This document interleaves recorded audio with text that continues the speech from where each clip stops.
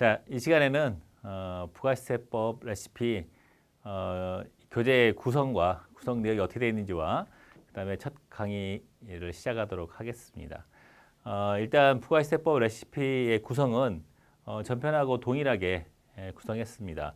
첫 번째 파트에 신고 업무 순서와 매출 매입 자료 수집 절차, 그러니까 우리가 부가시세 신고를 함에 있어서 해야 되는 기본적인 절차들에 대해서 설명을 해놨고, 그다음에 두 번째 파트에서는 이런 수집한 자료들을 우리 프로그램에 어떻게 입력할 건지, 매출 매입 자료를 입력하는 것 방법을 직접 손으로 입력할 건지, 아니면은 뭐 엑셀이나 아니면 스크래핑이나 이런 것을 사용해서 입력할 건지를 강의하도록 하겠습니다. 그리고 마지막으로는 최종적으로 이제 부가세 신고서를 작성해서 신고를 해야 되기 때문에 부가세 신고서를 작성하기 위한 부가세 부속 명세서들을 하나씩 살펴보고, 그리고 최종적으로 부가세 신고서를 작성되고 그 작성된 부가세 신고서를 홈택스에 제출하는 것까지를 이 책에다 구성으로 잡아놨습니다. 그래서 처음에 이제 부가세를 시작했을 때 처음에 어떻게부터 자료를 수집해서 우리가 어떻게 홈택스에 신고를 하는지까지가 교재 순차적으로 나와 있으니까 교재를 보면서 하나씩 보도록 하겠습니다.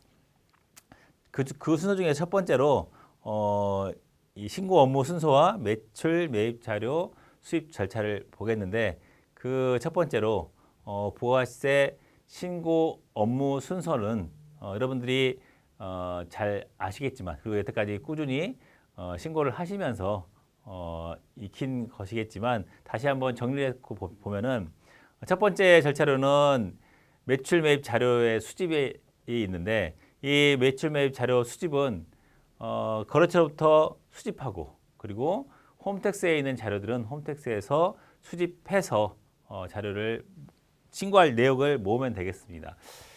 예전에는 거래처로부터 이제 전부 다 받았어야 했죠. 하지만 이제 홈택스에서 전자세금계산서랄지 그다음에 신용카드랄지 이런 것을 자료를 제공해 줌으로 인해서 거래처에 의존하던 때보다는 훨씬 더 중간에 누락되는 것도 없고 그리고 빠지는 내역도 없이 자료를 수집할 수 있게 되었습니다. 그래서 홈택스에서 수집할 수 있는 자료는 최대한 홈택스에서 수집하도록 하고, 홈택스에서 없는 자료들만 거래처로부터 수집한다면 더 훨씬 더 낫겠죠. 물론 상호적으로 홈택스에서 수집하지만 거래처로부터 자료를 똑같이 상호 대사해 보는 것도 중요합니다.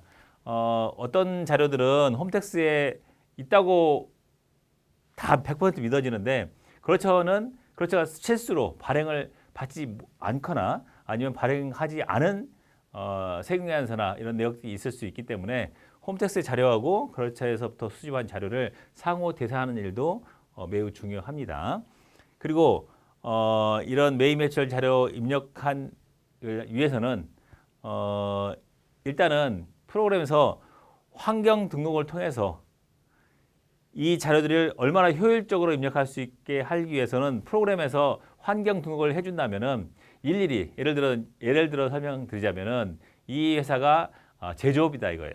근데 기본적으로 세팅은 프로그램은 상기업을 기준으로 해서 세팅을 해놨습니다. 그러니까 상품을 사서 파는 형식으로 되어 있는데, 제조회사들은 상품을 사서 파는 게 아니라 원재료를 사가지고 이거를 가공해서 제품을 만들어서 팔다 보니까 물건을 매입해 오면 이 프로그램 상에서는 무조건 상품이 된단 말이죠. 근데 이 회사는, 우리가 하는 회사는 제조회사니까 사오는 물건은 원재료를 하자, 그리고 파는 물건은 제품 매출로 하자, 이렇게 환경에서 기본적 세팅을 해둔다면은 훨씬 더 일일이 하나하나마다 수정할 필요 없이 훨씬 더 수월하게 업무를 수행할 수가 있겠죠. 그런 내역들이 환경 등록 사항 및 확인 사항이 되겠습니다. 그리고 자료를 입력할 때 어떻게 입력할 것인가, 기존처럼 손으로 입력하고 해야 할 것인가, 아니면 직접 입력하는 방식이 아닌 상대방 우리 거래처에서 받은 엑셀 자료를 활용해서 엑셀 자료를 업로드할 것인가, 이것도 엑셀 자료 그대로 갖다가 하는 것도 물론 자료가 잘 돼 있으면 그대로만 업로드할 수 있으면 참 좋겠죠. 근데 이것도 불편하다라고 한다면 우리가 홈택스에서 자료를 직접 가서 프로그램이 이 스크래핑 기술을 접목해가지고 스크래핑 말하자면 가서 프로그램에서 실행을 시키면 프로그램이 홈택스에 가가지고 자료를 수집해오는 방법으로 입력할 것인지 해서 근데 단점은 손으로 일일이 입력하고 하는 방식은 회사가 어떤 시기에 어떤 매출이 있고 어떤 지출이 있고 이런 것을 일일이 다 확인할 수가 있어요. 왜냐하면 손으로 입력하다 보니까. 그런데 홈택스에서 자료를 스크래핑해 오는 방식은 혹은 엑셀로 업로드하는 방식은 큰 틀은 업무를 빨리 할 수 있지만 세부적인 내용을 놓칠 수가 있어요. 그래서 이번에 새롭게 이 회사가 어떤 매출이 생겼는지 거래처가 어떻게 바뀌었는지 이런 것을 놓치는 경우가 생겨요. 그러니까 어떤 것이 좋다 이게 아니라 같이 병행해서 입력하신다면은 훨씬 더 업무 수행에 이 효과적이 될 수 있겠습니다. 그래서 최종적으로 자료를 입력해 주시고 이제 자료 입력이라는 것은 프로그램에다가 업로드 시켜 주시는 거죠. 더군다나 부가세 신고니까 부가세 신고를 위해서는 매입 매출 전표 입력에 자료가 입력이 되겠죠. 물론 매입 매출 전표에다 입력하지 않고 이제 분계를 위해서는 일반 전표 입력할 수도 있지만 여러분들이 업무가 효율적이 되려면은 부가세 신고를 위한 자료를 입력을 하면서 매입 매출 전표에 입력하면서 거기다가 하단부에 분계를 해주시면 훨씬 더 빨리 업무를 수행할 수가 있겠죠. 나중에 이제 부가 신고가 아니라 나중에 이제 종합소득세를 신고한다든지 나중에 법인세를 신고한다든지 할 때는 더 효율적인 업무 수행이 되겠습니다.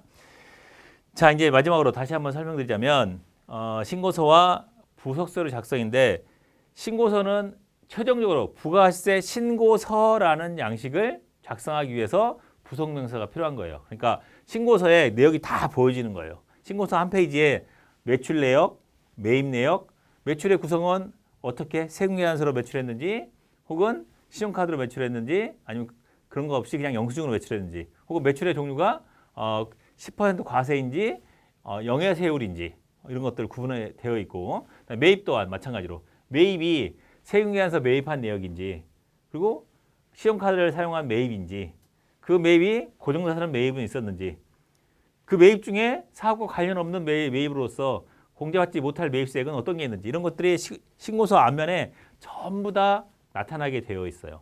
이 나타나는 것 내역들을 항목별로 하나하나 거기에 대한 명세서가 있어야 돼요. 매출 세금계산서 매출이다라고 한다면 매출 세금계산서 합계표가 있어야 될 테고 세금계산서 매입이다라고 한다면 매입 세금계산서 합계표가 있어야 될 테고 방금 전에 말씀드린 공제받지 못할 매입세액이 있다라고 한다면 공제받지 못할 매입세액 신고서가 있어야 될 거고 이런 내역들이 하나씩 같이 신고서와 더불어서 부속명세서가 작성돼야 된다는 거예요. 그런 내용들 역시 신고서를 작성하면서 부속명세서 작성까지를 쭉 살펴본 다음에 최종적으로 신고서를 작성하고 신고서에 오류가 없는지 검토한 다음에 그리고 신고서만 마감시켜도 되는 게 아니라 이 내역을 홈택스에 전자신고하는 것까지 그리고 전자신고로 끝나지 않고 예전엔 전자신고를 한고 난 다음에 예를 들어서 영세율 첨부 서류가 있었다라고 한다면 영세율 첨부 서류를 등기로 해가지고 등기 우표도 보냈지만 그럴 필요 없이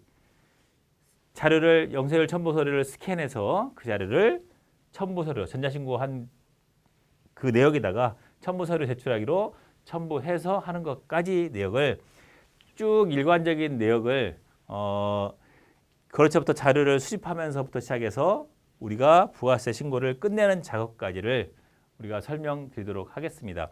그러기 위해서는 뭐 프로그램만 알아야 되는 것도 아니고 그리고 이 부가세 전부를 막 완벽하게 알아야 되는 것도 아니고 그러니까 그때그때 필요한 프로그램 내역에서 전부가 아닌 부가세를 위한 프로그램의 사용법과 그다음에 부가세법도 전체적인 광범위한 부가세법을 전체 아는 것이 아닌 이 신고를 위해서 필요한 것들 위주로 해서 그 효율적인 업무 수행을 위한 이론적인 내용과 그다음에 프로그램 사용 내역을 설명을 해드리도록 하겠습니다.